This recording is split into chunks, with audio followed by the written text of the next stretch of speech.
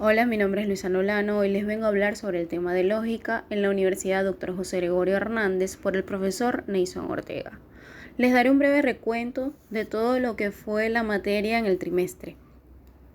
Empezaré hablando sobre la lógica y seguirán una secuencia de videos donde le darán toda la explicación de lo que es este tema. Espero lo disfruten. Muy buen día, profesor. Mi nombre es Luisa Nolano y hoy le voy a hablar sobre las nociones básicas sobre la lógica. Comenzamos por la definición de lo que es la lógica. La lógica es una ciencia formal que estudia el pensamiento humano para establecer leyes y principios válidos para obtener criterios de verdad. O sea, lo que nos quiere decir es que la lógica nos ayuda a comprender si lo que estamos tratando de expresar es válido de una manera más clara y sencilla. Seguido de lo que es la lógica, tenemos que saber el significado etimológico de lo que es la palabra lógica. Ella proviene del vocablo griego logos, que vale tanto como razón o palabra. Es decir, la palabra lógica en realidad es el estudio del logos, que significa razón, en vista de su dirección adecuada. La razón tiene dos aspectos, uno inmediato e intuitivo, al que se denomina razón intelectiva, y otro mediato o discursivo, que recibe el nombre de razón racionante. Estos nombres se han simplificado llamando al primer aspecto intelecto y al segundo razón, pues este último es el más característico del conocimiento humano. Ahora bien, le voy a decir 5 diferentes definiciones con 5 diferentes autores y su año. Comenzamos por Aristóteles, que él fue conocido entre los 384 años antes de Cristo y 332 antes de Cristo. Aristóteles fue conocido como el primer sistematizador de la lógica. La lógica aristotélica parte del supuesto de que las formas de pensamiento de reproducción lo que ocurre en la realidad. Para Aristóteles, la lógica es la ciencia de la demostración, pues solo se preocupa de formular reglas para alcanzar verdades a través de la demostración. Ahora bien, vamos con Kant, en el año 1875. Para Kant, la lógica es una doctrina o teoría demostrada porque se ocupa no del empleo ordinario y como tal, propiamente empírico, del entendimiento y la razón, sino de las leyes necesarias y generales del pensamiento. Ahora vamos con Charles Peirce, en el año 1901. Para él, es la ciencia de lo verdadero de las representaciones de cualquier inteligencia científica, para que pueda ser válidos para algún objeto, esto es, para que pueda ser cierto. Es decir, que la lógica es la ciencia formal de las condiciones de verdad de las representaciones. Ahora vamos con Stuart Mill, en el año 1883. Para John, la lógica es el arte y la ciencia de racionamiento, un medio para buscar la verdad. Para él, la lógica es un método de evaluación de evidencias. Ahora vamos con Gregorio Fingerman, en el año 1981. Para Gregorio, la lógica es la ciencia de las leyes y de las formas del pensamiento que nos dan normas para la investigación científica y nos suministra un criterio de verdad. Bien, para entender un poco más lo que es la lógica, vamos a definir lo que es lógica, ciencia y arte. El arte procede de la razón que ordena los medios hacia la consecución de un fin. Así como estudiando los actos humanos, el hombre puede confeccionar un arte fabril, también puede hacer un arte intelectual y de la razón, hacer un arte intelectual y racional, que vendría siendo lo que es la lógica. Pero no es solo arte, sino también ciencia, y gracias a que se puede ser ciencia, es arte. La ciencia es el estudio y explicación necesaria y cierta de un objeto por sus causas, y la lógica tiene un objeto en los resultados de los actos de la razón en el sentido expuesto. Por su parte, el arte es la manera correcta de hacer las cosas según la razón, y la lógica aporta al arte la manera correcta de hacer según la razón los propios actos de ésta. Por consiguiente, es ciencia por cuanto a través sobre el acto de la razón, y es arte porque indica, según la razón, la manera por la que ella puede proceder con orden, con facilidad y sin error. Bien, ahora vamos a hablar sobre el objeto propio de la lógica. El raciocinio es el objeto principal de la lógica. ¿Por qué? Ya que estudia la simple aprehensión y el juicio en cuanto preparen el raciocinio.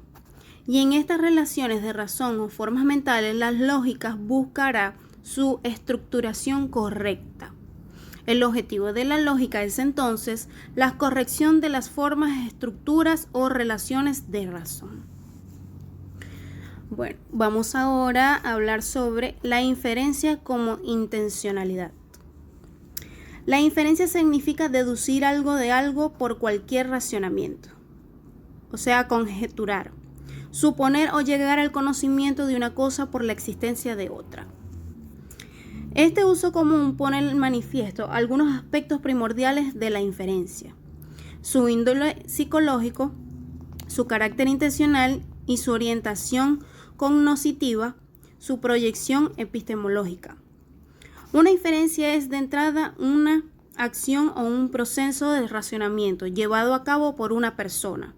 Su dimensión intencional estriba en su calidad de medio para hacerse cargo de las implicaciones reales o posibles de una situación. También es la forma de adquirir un conocimiento o una nueva información a partir de unos datos o creencias. Bien, ahora vamos a hablar del raciocinio como causa de inferencia. Para finalizar, los racionamientos que se efectúan en virtud de unas mismas reglas de inferencia y de unas mismas leyes de la lógica son racionamientos de una misma forma lógica. Resulta pues que el análisis de los racionamientos sirve para poner de manifiesto la forma lógica de los mismos. A ello se suma el raciocinio, tercera especie de operación mental por cuya virtud el entendimiento humano progresa de unas verdades a otras. En el proceso real de pensar, a menudo se emiten algunas de las premisas de racionamiento y no se formulan de manera patente las reglas y normas aludidas que se encuentran en la base del propio racionamiento. Ello abre la puerta a posibles errores. Lo que es la lógica en todo esto establece los medios para diferenciar los racionamientos acertados de los que no lo son y con ello, en particular, facilita el que los errores lógicos se eviten o se corrijan. Para finalizar, profesor, mi opinión es que la lógica es el uso razonable de los pensamientos para obtener criterios de verdad como seres humanos. Nos ayuda en todo lo que es los pensamientos para tomar decisiones y para encontrar la razón en todo. Bueno, profesor, esto fue todo. Espero que me haya entendido. Le deseo un feliz día. Hasta luego. Muy buen día para todos. Mi nombre es Luisa Nolano. Hoy les vengo a realizar una actividad dinámica que involucre la puesta en marcha de la lógica o el razonamiento. Hoy vamos a mostrarles 3 actividades de patrones y series para trabajar en el pensamiento lógico y el razonamiento en los niños. Les voy a hablar un poco sobre lo que son patrones y series. Son sucesiones de elementos que se construyen siguiendo un orden repetitivo y pueden ser en función de tamaño, color, forma, ubicación y entre otras características. El pensamiento lógico no solamente es importante para aprender matemática, sino que es transversal a muchas otras disciplinas.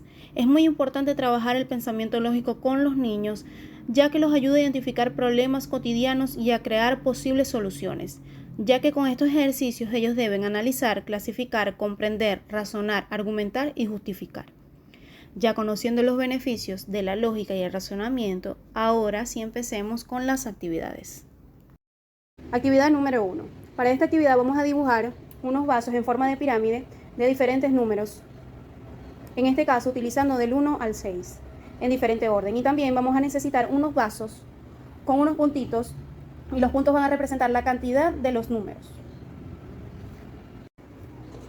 Como pueden ver en esta actividad, lo que los niños tienen que hacer es ir observando el patrón que hemos dibujado con las cartulinas e ir armando los vasos en ese orden. Terminé. Como pueden ver, es una actividad súper entretenida y los niños van relacionando la cantidad con el número correspondiente.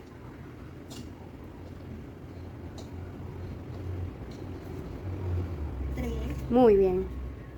Actividad número 2. Para esta actividad yo he recortado unas bolitas de cartulina y las he pegado sobre las tapas para poder dibujar las flechas. Y he dibujado sobre cartulina patrones con las flechas en diferentes direcciones.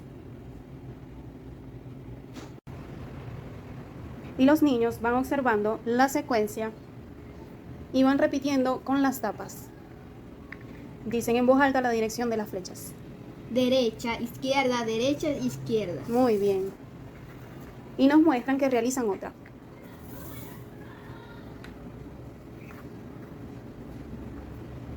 La dirección de las flechas, las ponen en orden. Y arriba y abajo. Muy bien. En esta actividad realicé un triángulo basado en otros triángulos para saber realmente cuántos hay en la figura. Si hay 9, 12, 10, 11 o 13. Lo que tienen que hacer los niños es decirme la cantidad de triángulos que hay para ellos. Marcos, ¿cuántos triángulos ves tú allí? 1, 2, 3, 4, 5, 6, 7, 8 y 9. No, en realidad son 13 triángulos. El triángulo externo que vemos aquí, este es el primer triángulo, que es el grande, más 9 triángulos que él nos acaba de decir que son los internos, pequeños, más 3 triángulos medianos compuestos por 3 triángulos cada uno, que serían este y este. Estas actividades son muy divertidas y también son buenísimas para trabajar las habilidades visoespaciales y también ayudan mucho para trabajar la atención sostenida, que es la capacidad de manera fluida al foco de atención en una tarea. Para finalizar, podemos decir que estas actividades las personas utilizan la lógica en el pensamiento para dar respuestas a ellas y usan el razonamiento para que les permita resolver los problemas que se presentan en las actividades y de las dos formas aprender a resolverlas, de una forma consciente y usando la razón. Hemos finalizado, muchas gracias por su atención, feliz día.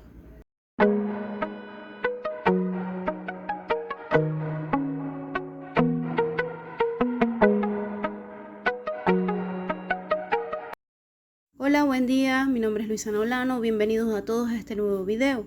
Hoy les hablaré sobre la validez del razonamiento y el silogismo, un tema con bastante importancia para la lógica, ya que comparte la finalidad misma de esta ciencia.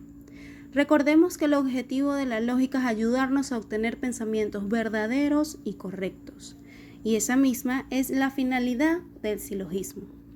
El silogismo es un tipo de raciocinio. Los dos tipos que hemos nombrado en trabajos anteriores son las inferencias inmediatas y los silogismos con este video. Entonces, un ejemplo de inferencia inmediata puede ser: el auto va rápido y por lo tanto puede chocar. A este tipo de raciocinio ya dijimos, le decimos inferencia inmediata y se compone de un juicio primero, premisa, un nexo, por lo tanto, entonces, en consecuencias, luego, y por último se compone de un segundo juicio, este caso es el auto puede chocar. Aunque en el segundo juicio ya no es necesario nombrar de nuevo el sujeto, entonces queda solamente puede chocar. En el caso de los silogismos también son raciocinios, pero más rigurosos y más elaborados, y podemos definirlos de la siguiente manera. El silogismo es un raciocinio en donde las premisas enlazan dos términos con un tercero, y la conclusión expresa la relación de estos dos términos entre sí. Vamos a ver primero qué son términos y qué son premisas, para poder entender la definición, y ahorita volvemos a explicarla. La materia del silogismo es un conjunto de elementos que lo componen. Esta materia del silogismo puede ser de dos tipos: materia próxima y materia remota. La materia próxima son las premisas y la materia remota son los términos. Vamos a explicarlos con el siguiente ejemplo. Todo animal es ser vivo. El tigre es un animal, por lo tanto, el tigre es un ser vivo. Aquí tienes un ejemplo claro de silogismo. Entonces, vamos a ver qué es la materia próxima en este silogismo en este ejemplo. Primero, la premisa mayor va a ser el primer juicio que contiene este silogismo, es decir, todo animal. El ser vivo, la premisa menor va a ser la siguiente, que es el tigre es un animal. Y la conclusión, por lo tanto, el tigre es un ser vivo. Si te fijas, las tres son enunciaciones, las tres son preposiciones y las tres son juicios. Pero la última tiene la particularidad de que viene un nexo, por lo tanto que también puede ser, entonces, luego, en consecuencias y otros más que existen, ¿de acuerdo? Entonces, la premisa mayor, la premisa menor y la conclusión van a conformar lo que llamamos materia próxima del silogismo. Vamos a ver ahora qué es la materia remota, también en el silogismo. Decimos que la materia remota está compuesta por los términos del silogismo, es decir, término mayor, término medio y término menor. Y estos términos son muy fáciles de localizar. Vamos a ver el mismo ejemplo. El primero que vamos a encontrar, es el término medio. El término medio, siempre en este tipo de silogismo, es el sujeto de la primera premisa. Es decir, en el ejemplo, todo animal. Luego, en el siguiente término que vamos a localizar, es el término mayor, y el término mayor es el predicado, también de la primera premisa. Entonces, el término mayor es ser vivo, y el término menor es el único que queda. ¿Cuál es entonces? Exactamente, es tigre. Ese va a ser el término menor, y esos tres son los términos del silogismo. El término mayor es ser vivo. El término medio, que fue el primero que encontramos, es todo animal. Y por último, el término menor, que es tigre. Y aquí quiero hacer un paréntesis, que se le llama término mayor, término medio y término menor, por la extensión que cada uno tiene. Y el término mayor es porque tiene mayor extensión. Abarca todos los seres vivos. Abarca animales. Abarca en este caso tigres, todos tipos. Abarca vacas, abarca perros, abarca gatos, pero también otros seres, como las plantas, abarca árboles, abarca todo tipo de plantas, ¿ok? Es por eso que ser vivo tiene una mayor expresión y también abarca hongos, por ejemplo, bacterias, etc. Ser vivo abarca mucho más, por eso llamamos término mayor, porque tiene mayor extensión y lo podemos ver en el círculo que aparece en la pantalla. El término medio es todo animal y se le llama así porque abarca menos seres que el anterior, es decir, tiene una menor extensión. Por ejemplo, ya no abarca plantas porque ya estamos delimitándolo solamente a los animales, todo animal, ¿ok? Ese es el término medio. Ahora, por último, el término menor es tigre, ya que este tiene menor extensión. Por supuesto, el término tigre solamente abarca literalmente tigres, ¿de acuerdo? Por eso lo llamamos término menor, porque las tres tienen menos extensión. Entonces, tenemos que la materia de silogismos está compuesta por las premisas y los términos que lo conforman. Ahora sí volvamos a la definición. El silogismo es el procedimiento más riguroso para expresar el raciocinio deductivo. Se define como raciocinio en donde las premisas enlazan dos términos. Por supuesto, lo podemos ver aquí en la imagen con un tercero y la conclusión expresa la relación de estos dos términos entre sí.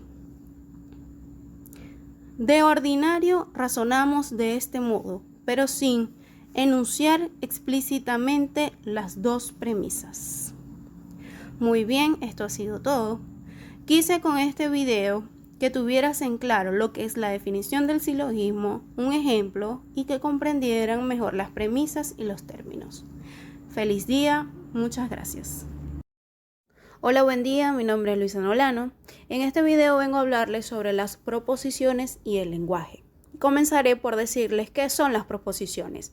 Para la lógica se denomina proposición a la unidad de razonamiento que expresa un contenido semántico al que se puede asignar valor de verdad, es decir, que puede ser cierto o falso.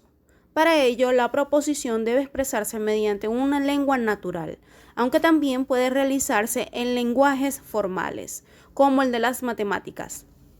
La proposición es la expresión lingüística del razonamiento. Es por ello que existen dos tipos.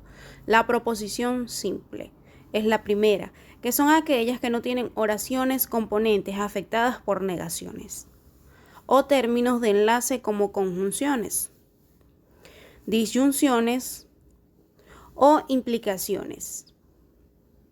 Y la otra es la proposición compuesta. Será compuesta si no es simple, es decir, si está afectada por negaciones o términos de enlace entre oraciones componentes. Bien, ahora le hablaré sobre los tipos de lenguaje, pero no sin antes decirles qué es el lenguaje. El lenguaje es un sistema de comunicación estructurado para el que existe un contexto de uso y ciertos principios combinatorios formales, y existen diferentes tipos de lenguaje, entre ellos lo que nombraré a continuación. El primero que veremos es el lenguaje escrito. Este es la representación de la lengua por medio del sistema de escritura. Un ejemplo es periódicos.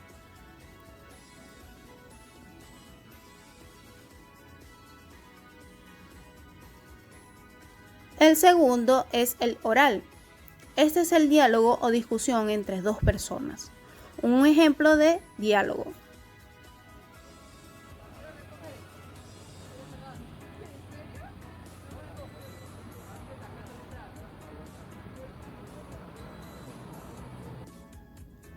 Después sigue el visual. Estas son representaciones en iconos de palabras. Un ejemplo en señales de tránsito.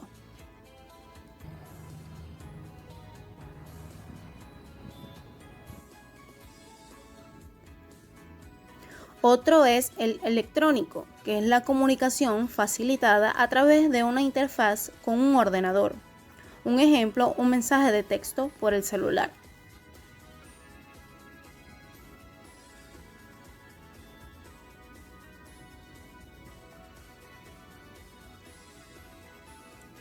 El siguiente es el lenguaje no verbal. Este es la expresión con movimientos, tonos o gestos. Un ejemplo en saludar con la mano.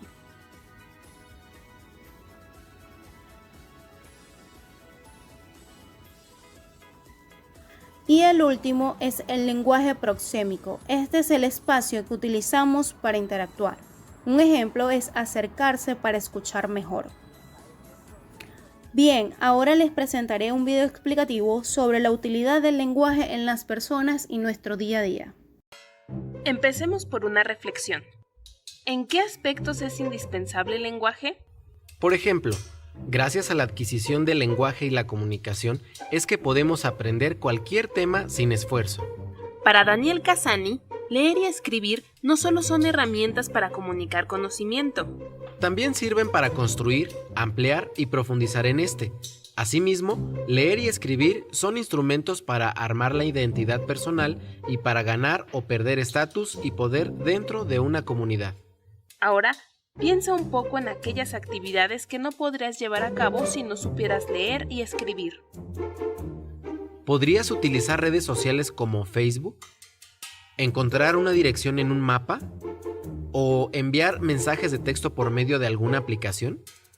Considera tu día a día. Constantemente nos apoyamos en la escritura para hablar y en el habla para escribir. Por ejemplo, cuando tomamos nota de direcciones, ideas, canciones, cuando queremos decir algo muy importante y lo escribimos para no olvidar nada, como una declaración de amor, una receta de cocina, etc. Esto también involucra el ambiente escolar y profesional donde estamos escribiendo, leyendo y hablando todo el tiempo, a través del lenguaje específico del área. Este lo adquieres conforme te familiarizas con los aspectos profesionales del mismo y viceversa.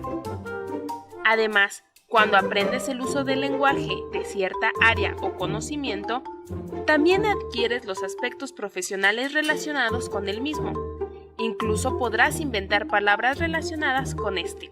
Por ejemplo, en el ámbito de la comunicación, ahora es muy común utilizar palabras nuevas como navegar por la red, tweet, tuitear, etc.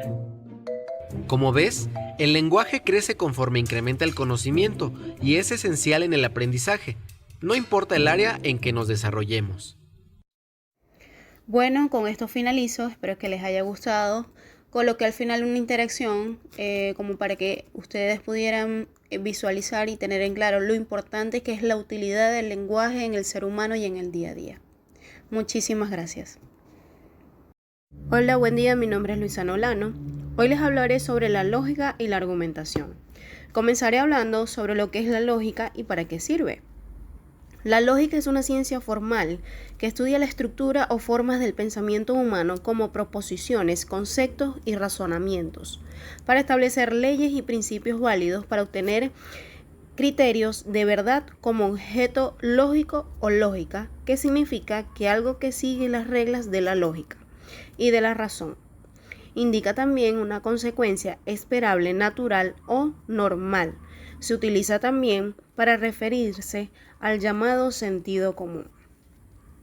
Bien, seguimos con la definición de lo que es la argumentación. La argumentación es una práctica discursiva que tiene como propósito defender una postura o una opinión y disuadir al otro de la propia. Para ello emplea razonamientos, argumentos lógicos, conscientes, demostrables. Después de definir lo que es la argumentación, debemos tener en claro lo que es el argumento.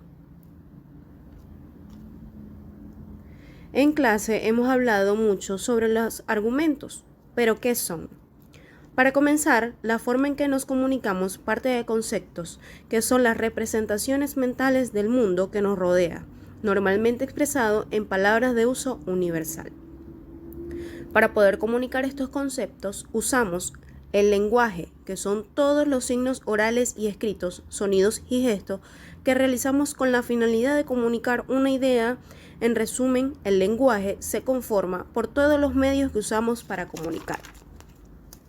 Además, usamos una lengua común entre las personas de nuestra comunidad lingüística, es decir, con la comunidad que convivimos y a quienes nos dirigimos al comunicarnos. Se podría decir que la lengua es el dialecto o idioma en el que hablamos.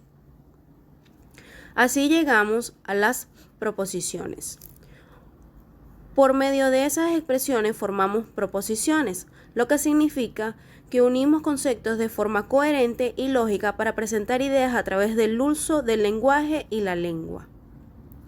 Una proposición primero debe informar o comunicar una idea.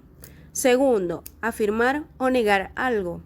Tercero, debe poder valerse si lo que se dice en esa proposición es cierto o falso. No son proposiciones, primero, preguntas. Al preguntar no informas, no afirmas ni niegas nada y por tanto no es una proposición. Segundo, una orden o petición. Cuando solicitas algo o das un mandato, esa acción aún no se realiza, por lo que no puede ser una proposición. Tercero, deseos. Igual que pasa con las órdenes, los deseos son cosas que aún no pasan, así que no pueden ser afirmaciones ni negaciones. ¿Qué tiene que ver esto con los argumentos? Un argumento se forma al unir proposiciones. Cuando unimos proposiciones de manera que tratemos de defender un punto o tratemos de convencer de que algún razonamiento es correcto, se forma un argumento. En resumen, un argumento se forma al unir dos o más proposiciones o ideas que afirmen o nieguen algo usando el lenguaje y la lengua, de manera ordenada y coherente, con la finalidad de convencer a alguien de algo o defender un punto de vista. Ahora ya sabemos qué es un argumento. Eso ha sido todo, muchas gracias. Hola, buen día, mi nombre es Luisana Olano. Hoy les vengo a hablar sobre el diálogo argumentativo y las falacias argumentativas. El diálogo argumentativo es uno de los aspectos más importantes para el estudio de la lógica informal. Es el elemento dialéctico del lenguaje ordinario según su etimología griega, dialéctica, que significa literalmente técnica de la conversación o del diálogo. Por ende, hablar de las dimensiones dialécticas de la argumentación implica hablar de la argumentación como un ejercicio dialógico, como una actividad que se vale de la conversación para contraponer tesis y argumentos. En otras palabras, estudiar el aspecto dialéctico de la argumentación se refiere al análisis de las características del diálogo argumentativo. Considerar el ejercicio argumentativo como un diálogo es una concepción que tuvo como máximo exponente a Platón, que escribió toda su filosofía en una forma de diálogos filosóficos. La misma forma de sus escritos evidencia su convicción de que una argumentación es un ejercicio dinámico en el que se van analizando ciertas tesis que pueden proponerse como respuestas a un problema, una por una, descartándolas, en virtud de los problemas lógicos que ellos poseen. Para Platón, tal concepción de la argumentación no estaba restringida a la confrontación argumentativa de diferentes pensadores, sino que también podría ser aplicada al ámbito del pensamiento. Según Platón, cuando un filósofo estaba reflexionando, solo pensando y aclarando sus tesis y argumentos, está realizando un ejercicio dialéctico. Pensar y reflexionar es un diálogo de la mente consigo misma. La versión moderna más reconocida de esta concepción dialéctica de la argumentación se encuentra en una teoría premedialéctica, con filósofos como Frans Vance, Emmeren y Rock Grothendieck. Los planteamientos de esta escuela holandesa consisten básicamente en postular que la argumentación debe entenderse como un ejercicio en el que se resuelve una diferencia de opinión. Dadas las opiniones diferentes entre un mismo asunto, argumentar sería, según esta teoría, encontrar una manera aceptable de descartar una de ellas. En términos generales, un diálogo argumentativo es un juego lingüístico en el que dos o más participantes intercambian mensajes, respetando ciertas reglas en las que comprenden a cooperar de buena fe para que alcance el objetivo comunicativo. Sin embargo, la lógica informal ha argumentado que para estudiar las reglas del diálogo argumentativo, primero es necesario tener en cuenta que esas reglas dependen de una gran medida del tipo del diálogo en el que estamos inmersos. Precisamente como en los argumentos dialécticos, nos dirigimos ante un interlocutor determinado al que queremos convencer. Debemos tener en cuenta qué tipo de interlocutor es el que contexto estamos inmersos y qué tipo de diálogo estamos llevando con él. No es lo mismo hablar en el púlpito de una iglesia que en un concierto de rock, así como no es lo mismo estar ante un debate de frente a una negociación. De esta manera, dependiendo de los factores involucrados a un determinado diálogo, va a haber un tipo de normas argumentativas específicas para que se cumpla efectivamente la comunicación.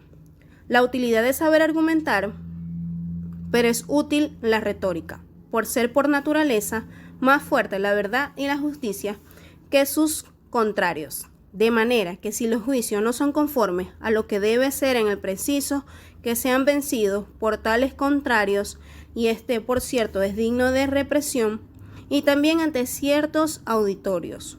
Ni aun cuando tuviéramos la ciencia más exacta, sería fácil que lo persuadiéramos con ello, pues el discurso, según la ciencia, es una cosa de enseñanza, y ello, en este caso, es imposible, sino que es preciso que los argumentos y razonamientos se hagan mediante nociones comunes.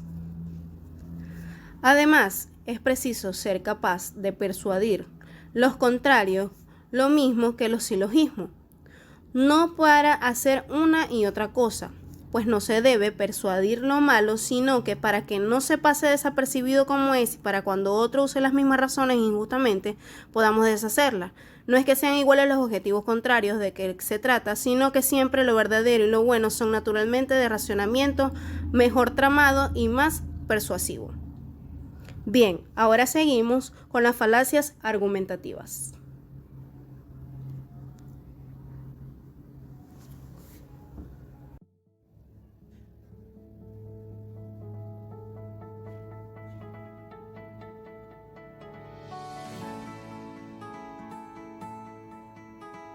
No te metas, ni siquiera terminaste de estudiar.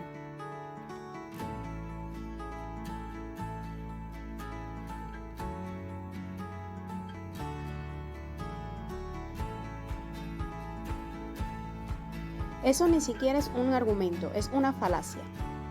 Con esto abrimos paso a la explicación de qué son las falacias argumentativas.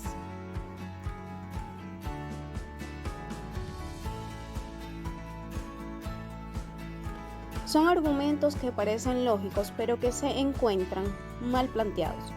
Son inconsistentes e inválidos.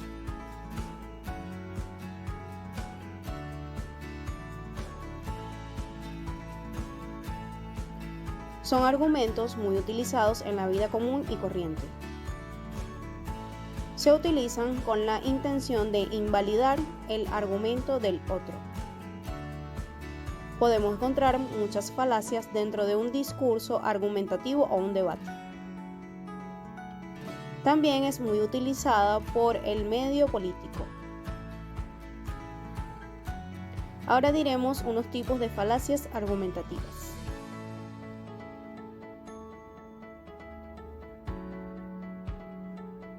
El primero, falacias que apelan a los sentimientos o afectos.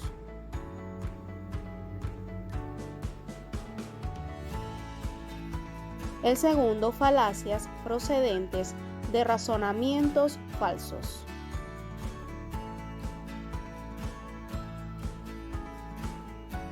Y el tercero, falacias procedentes de errores lingüísticos. Ahora diremos algunas de las falacias más utilizadas, que son las siguientes. Estas falacias atacan a las personas a las que esta representa. Un ejemplo, con voz de mando, esta señora le está diciendo a la otra: tú eres una simple empleada. Esta falacia toma la opinión de alguien como argumento válido por considerarlo una autoridad en el tema.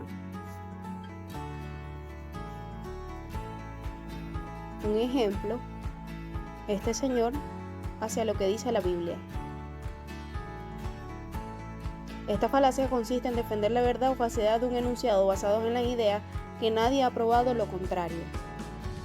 Ejemplo de que si existen o no existen los extraterrestres. Esta consiste en apelar la opinión de la mayoría o hacer válido un argumento porque la mayoría lo dice. Un ejemplo de cuando unas personas se reúnen y uno piensa que es correcto porque todos lo dicen. Esta se hace uso de amenazas o amedrentamiento de forma implícita o indirectamente.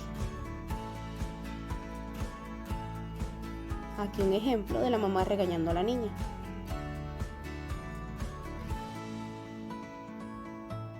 Si no te gusta, puedes buscar otro colegio. Como pueden ver, muchos razonamientos son bastante utilizados en la vida cotidiana, pero no son válidos como argumentos. Esto ha sido todo. Muchas gracias por su atención. Hasta luego. Buen día, mi nombre es Luisa Olano y le vamos a hablar sobre la lógica proposicional y su simbología. La lógica tuvo sus inicios en el siglo V a.C. con sus precursores Arménides y Corán de Leab, donde sus objetivos principales son el concepto del juicio mental y el razonamiento humano. Mucho tiempo después, en el año 1270 después de Cristo, un hombre llamado Ramón Llull dio los primeros pasos para lograr un lenguaje completo y automático del razonamiento humano. A este se le suman dos grandes mentes, como Nicolás de Cusa y Giordano Bruno, que fueron quemados por la Inquisición, ya que en ese tiempo las matemáticas eran prohibidas por la Iglesia y por lo tanto era un pecado. Bien, empecemos con el concepto de proposición. Una proposición es un enunciado que dispone cierto valor de verdad. Podemos decir que es una afirmación de algo que sucede o sucedió, y algunos ejercicios. Lo veremos identificados con la letra B y 1, y en algunos libros también lo veremos identificados con el número 1. Cualquiera de sus abreviaciones, B y 1, es lo mismo. También podemos afirmar que algo es falso y podemos decir también identificar una verdad falsa con la letra F y en algunos libros con el número 0. Tengamos en cuenta que B y 1 cuando es verdadero, F y 0 cuando es falso.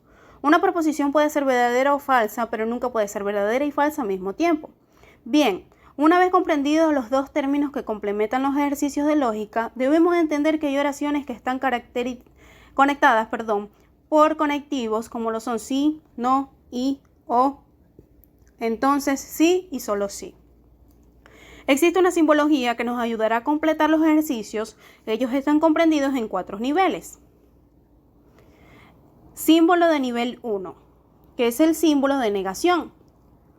Cuando vean estos símbolos significa que es una verdad negativa. Ejemplo, a la oración he visto un avión, podemos identificar en esta oración cómo va una verdad y le asignamos la letra P.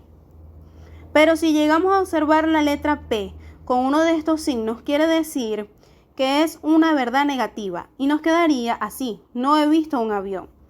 Ahora bien, los signos de nivel 2, signo de conjunción y signo de disyunción. El signo de conjunción se usa para identificar la letra I. Ejemplo, vi un avión y me asusté. Como observamos, usamos el signo de conjunción para unir las dos oraciones. Bien, ahora le mostraremos el signo de disyunción que se usa para identificar la letra O. En este es un ejemplo, vi un avión o un pájaro. Como observamos, utilizamos el signo de disyunción para unir las dos oraciones. Símbolo de nivel 3. El signo de nivel 3 es el signo del condicional y que se usa para identificar a la palabra entonces. Observemos un ejemplo. Vi un avión, entonces estoy contento. Como observamos, el signo condicional está en el medio de las dos oraciones. Símbolo de nivel 4. Es el símbolo del bicondicional y se utiliza para identificar la palabra sí y solo sí. Observemos el siguiente ejemplo. Veo un avión, sí y solo sí salgo de la casa. Como observamos, el símbolo del condicional está dividiendo las dos oraciones. Tengamos en cuenta que estos conectivos tienen sus sinónimos y a veces hay oraciones que no se ven pero están ahí. Ahora bien, debemos tener en cuenta que cuando el ejercicio posee más de 2 oraciones, se utilizan otras letras. Las más comunes son la R y la S. Empecemos a armar algunas oraciones. Y ejemplos. Hoy es martes y estoy en Bélgica. Como observamos, la primera oración de color azul presenta la letra P, seguido del signo de conjunción. Y la segunda oración, estoy en Bélgica, que representa la letra Q. Nos queda P con conjunción de Q. Ahora bien, pasemos al siguiente ejemplo. Hoy es martes y no estoy en Bélgica. Como observamos, de color azul, hoy es martes es la primera oración que representa la letra P, seguido de conjunción y el signo de negación no. Con la segunda oración, estoy en Bélgica, que representa la letra Q. La oración nos queda P, conjunción, negación de Q. Sigamos con otro ejemplo. Hoy es martes, entonces voy al trabajo. Como observamos de color azul, hoy es martes en la primera oración que representa la letra P, seguido de entonces que representa el condicional y voy al trabajo de amarillo representa la Q, nos queda P condicional de Q. Observemos nuestro último ejercicio, que tiene un grado más de dificultad. Hoy es martes y no voy al trabajo, entonces descanso sí, solo sí, me quedo solo en casa. Como observamos, el ejercicio tiene más de 2 oraciones. Hoy es martes, la primera oración, seguido del signo de conjunción, que es y seguido del signo de negación, que es no. Voy al trabajo, que es la segunda oración, entonces, que es el condicional. Descanso, que es la tercera oración, seguido del signo del bicondicional, que dice sí y solo sí. De la cuarta oración, que nos queda, me quedo en casa, nos queda el ejercicio P, conjunción, negación de Q, condicional de R y bicondicional de S. Recomendaciones. Recordar siempre las palabras conectivas no y o, entonces sí y solo sí, tenerlas presentes y que nunca se te olviden los símbolos, siempre recordarlos para que tengas un buen conocimiento del tema. Muchas gracias. Buen día, mi nombre es Luisa Nolano. Hoy les vengo a hablar sobre el cálculo proposicional. Vamos a definir lo que es el cálculo proposicional. Para esto necesitamos las tablas de verdad, que son las reglas que nos permiten tener los posibles valores de verdad de una proposición compuesta. El número de valores de verdad está dado por 2 elevado a la n, en donde n es el número de proposiciones simples que conforman la proposición compuesta. Necesitamos las siguientes tablas de verdad. Primero, la conjunción. La conjunción es verdadera si las 2 proposiciones simples son verdaderas. En esta conjunción P y Q, cuando el valor de verdad de P es verdadero y el valor de verdad de Q es verdadero, en la conjunción vamos a obtener un valor de verdad verdadero. En todos los demás casos van a ser falsos. La disyunción. La disyunción es falsa cuando las dos proposiciones simples son falsas. En la disyunción P o Q, cuando P es falsa y Q es falsa, la disyunción también va a ser falsa. En caso contrario, los valores de verdad son verdaderos. La implicación. La implicación es falsa si la primera proposición es verdadera y la segunda proposición es falsa. En esta implicación, si P, entonces Q. P es la primera proposición simple y Q es la segunda proposición simple.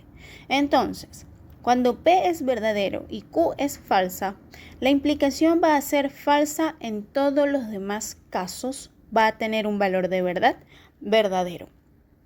La doble implicación. La doble implicación es verdadera si las dos proposiciones simples son verdaderas o las dos proposiciones simples son falsas. En la doble implicación, P si y solo si Q, cuando P y Q son verdaderas, la doble implicación también va a ser verdadera. Y si P y Q ambas son falsas, la doble implicación va a ser verdadera. En los demás casos obtenemos un valor de verdad falso. Veamos también la negación. La negación de una proposición es lo contrario del valor de verdad de la proposición original. Acá tenemos, para P puede ser verdadero o falso. La negación de P entonces sería lo contrario. Si P es verdadero, entonces la negación va a ser falsa. Si P es falsa, la negación de P va a ser verdadera. Después de construir la tabla de verdad, el resultado puede ser una tautología, una contradicción o una contingencia. Es tautología cuando todos los valores de verdad son verdaderos. Es una contradicción cuando todos los valores de verdad son falsos. Y es una contingencia cuando en la proposición compuesta hay valores de verdad falsos y verdaderos. Esto ha sido todo. Muchas gracias por su atención. Bueno, esto ha sido todo. Como pudieron ver, fueron 8 videos extensos donde se da a entender todo lo que es este tema de la lógica. El profesor Neison Ortega nos propuso esta forma de realizar los trabajos, ya que estamos viendo clases virtuales, pues no de ver la lógica de la misma manera tradicional como siempre se ha venido como realizando, sino que de una nueva forma para adaptarnos a esto de lo que es las clases virtuales. Y nos propuso que hiciéramos estos videos interactivos donde podríamos entre los alumnos interactuar y intercambiar información. Pues con todos estos videos también nos da a entender todo lo que es la lógica en la forma teórica, un poco en la práctica, y pues aprendimos bastante de esta manera. A mí me gustó muchísimo, espero que ustedes también, se los comparto para que lo disfruten y espero les sirva. Muchas gracias.